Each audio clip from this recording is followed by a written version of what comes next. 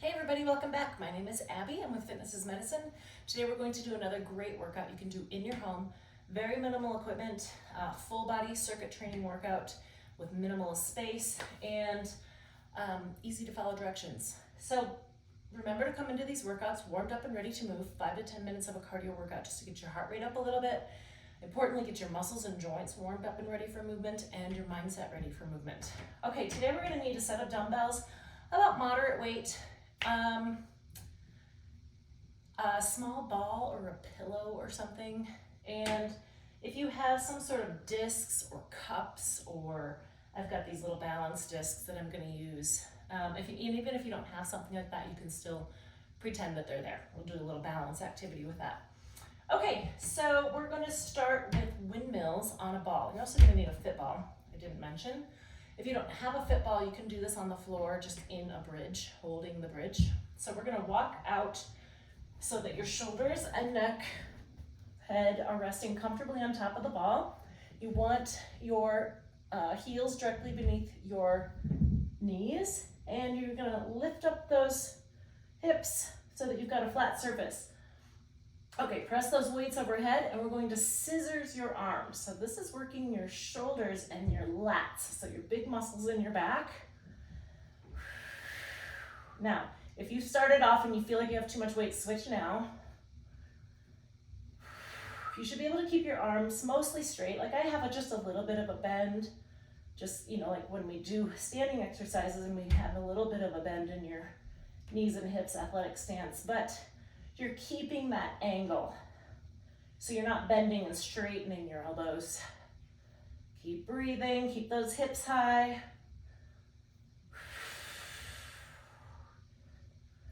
And 10. All right, good. Now bring those weights back down. You can walk yourself back up. Now, if you don't feel comfortable doing that on a ball, even if you have one, you can do it on the floor in a bridge.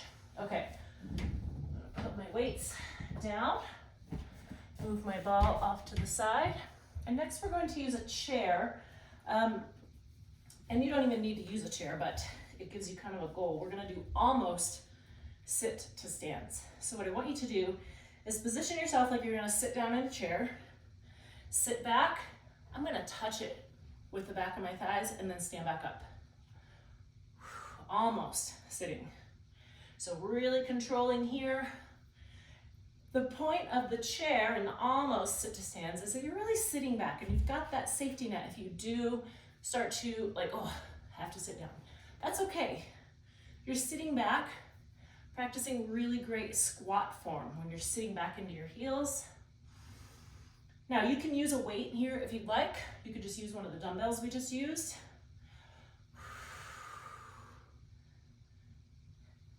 I like to put my arms forward when I do a squat. It's just kind of a counterbalance. 2 more. And 10. All right, good. Really, when you're standing up, think about squeezing your glutes. That helps your quads, helps all those muscles work in conjunction correctly. Okay, we're gonna pick those dumbbells back up. Again, you can always use a lighter set here. We're going to do bent over reverse flies. So this is a really important one to watch your back. If you know you have back pain, you might want to try this seated instead. But I'm gonna put my feet about hip width apart, tummy really tight. I'm gonna tip at the hips, I want a flat back, and we're gonna pull those weights out to the side like this. So my tummy is really tight, protecting my back. 4, flat back. You don't want any curve in that back. You want a good flat back. Blue is here helping me again today. 2 more. 9 and 10. Good. All right. I'm going to put my weights up out of my way. And next we're going to do single leg stands, toe touches. So this is where my discs come into play, or you can just do it without a target, okay? So what I want you to do is, you can always stand near something with a good sturdy object. We're gonna try to stand on one foot, touch, touch, touch. Now, like I said, if you don't have discs or some sort of cones, or like I've used cups in the past, you can just use a little anything really. Just kind of have a goal to touch. Bring your foot back to center each time and see if you can do it without setting it down. I'm going to do one more time. And you can make the targets further out to challenge yourself more if you want to. You can make them nice and close to keep it easier and more manageable.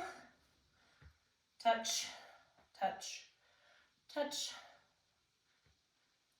Try to do it without hanging onto something, but always be near something if you need it. I'd rather have you touch something than kind of lose your balance and stumble. When you're doing balance activities, you can stare at a spot, that helps, or you can also keep your tummy nice and tight. That connects everything, your core connects everything and helps keep you balanced. All right, good. Okay, I'm gonna get these out of my way. Now you can do those at different ways. You can do it a number of times. You can do it for a time. Generally, I do about 30 seconds on each leg. When you're standing on one leg like that, there's a lot of that muscle activation going on, stabilizing you, so that can get pretty fatigued. So sometimes longer than 30 seconds can feel like a really long time. Okay, now we're gonna lower down to the floor. Grab my ball that you're gonna need, ball or pillow. We're not gonna use it quite yet, but then it's there because we're gonna stay on the floor for the last two. Now we're gonna lie down on your side like this, like you're gonna do clamshells. We're going to do opposite clamshells today.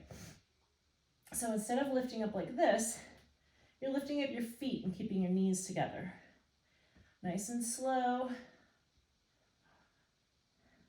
5, I like to strengthen all areas of your hips.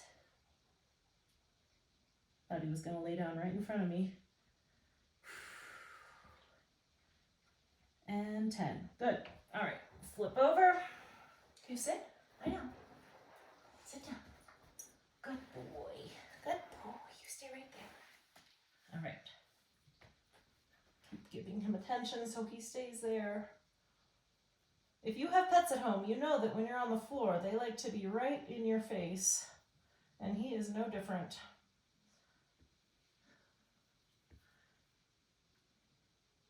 You should be feeling it right there. And 10, good. Okay, now we're gonna flip over on your back. We're gonna take this ball, and here, importantly, I'm gonna move over just a little bit. You wanna think about keeping your back flat to the ground. So think about just a little bit of a posterior pelvic tilt, but if my hand is back here, all of a sudden it's flat and I can't put my hand behind my back. So we're gonna take this ball overhead, transfer it to your knees, and your knees and arms are gonna do the exact same thing each time. They come together, they come apart. Now, when you go apart is the point where you really need to focus on flattening that back. So really tighten those tummy muscles here. Now, if you can't quite do it without back pain, you can set your feet down in between, and that'll give you a little break, giving you the ability to keep going.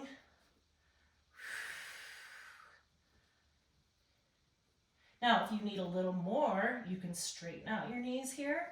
And that's only if you're not having any back pain and you're still able to maintain that flat back.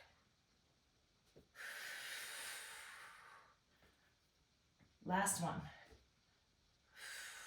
And rest. All right, great. Those are actually more challenging than they look. So you can practice with it, and as you get stronger, you can maybe add a few more. Remember to go through these 1 or 2 more times, add a little cardio, improve that calorie burn, get your heart rate up a little more, and then at the end, follow with a good cool down and stretch.